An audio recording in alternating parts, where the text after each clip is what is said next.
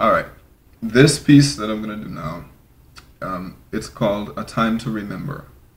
It's a short story that I wrote last year. I believe it was last year. And it has a moral, it has a lesson that I learned.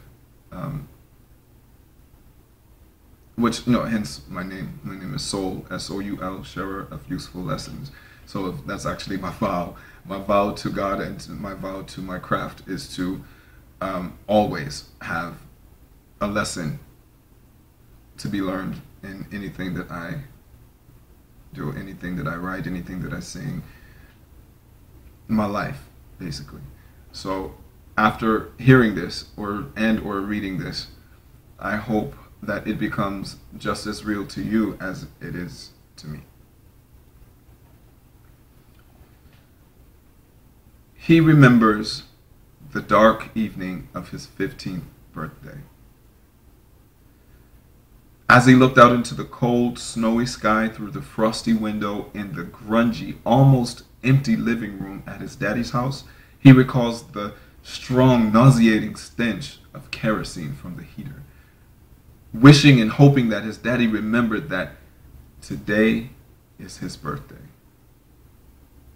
In somewhat of a daze, he hears the heavy, rugged voice grumble and say to him, "I got a surprise for you, son.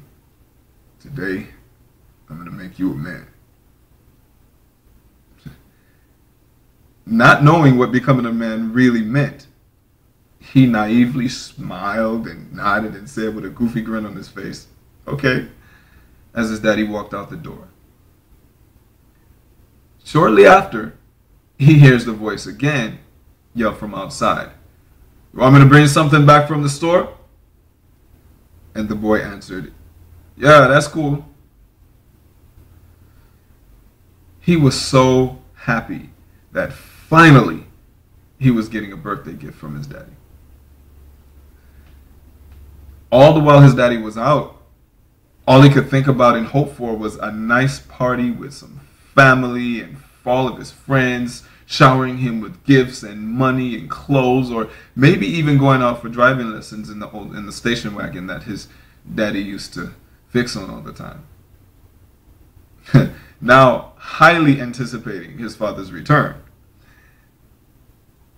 he lies on the floor in front of the TV to watch Terminator 2 on VHS. Shortly after that, he fell asleep.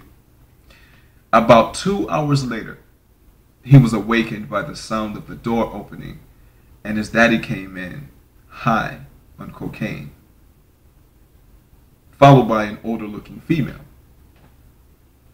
His daddy handed him a shopping bag with 2 bags of chips and a package of cookies and a Pepsi, and then went into the back room with the strange woman. Now, the boy felt like this was possibly the beginning of the best day of his life. However, he thought it was strange that this woman was there.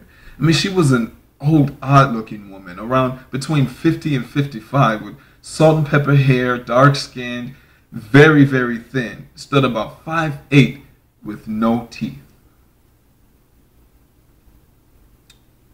His father was known for having a slew of women and other people around him that wasn't of the safest caliber. But the boy dismissed it and continued to watch TV. About 20 minutes later, his daddy came into the front room. The boy grew anxious and excited about the party or whatever his daddy had planned for him. But he was not ready for what came next. When his daddy reached the front room, he dropped a condom on the chest of the boy lying on the floor and said to him, "Your turn. Go on in there and let her take care of you." The boy was like confused now. What the hell was his father telling him to do? How could this old no-teeth having woman take care of me, he thought. The only thing that was going through his mind at that point was, "Please, Daddy, don't make me do this." I mean, don't get me wrong. It's not like he was afraid of pussy or anything, because him being 15, if she was 20 years old and had teeth, he would have fucked her brains out. But in his eyes, she was old and nasty looking, and she looked like a crackhead.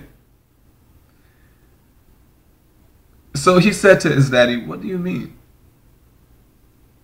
The daddy turned and looked at him in disgust, like he was a foul animal, and responded, "You ain't got to fuck her, man, if you don't want to.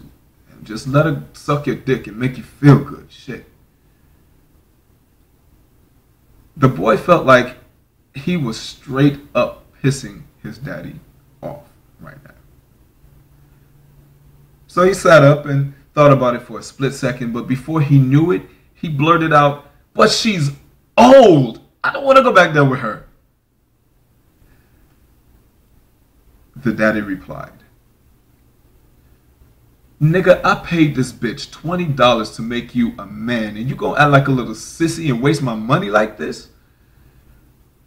I'm gonna go in there, and I'm gonna do it then. But don't ask me for nothing else." What the hell did you tell me yeah for when I asked you if you wanted me to bring